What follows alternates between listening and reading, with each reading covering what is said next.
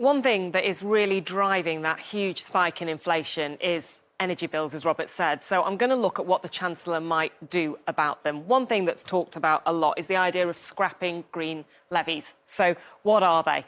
The Energy and Climate Intelligence Unit looked at an average dual fuel bill for us, a staggering £1,971, on which you pay around £152 on levies. Not insignificant, but at 7.7% of the total, maybe lower than some suggest. It's made up of various levies. One of them, around £55 there, is actually predominantly a social levy to support poorer households. The biggest chunk, around £75, is the renewables obligation, which is to support things like offshore wind and solar power. And interestingly, there is a wide span of support for taking this bit off our bills. There are Tory MPs on the right of the party who want it gone, but also a fair few environmentalists I speak to. They know these are long-term commitments that have to be paid. So they say, well, why doesn't the government pay them rather than consumers? Now, the answer to that is that it would cost the government billions of pounds, which is why sources suggest to me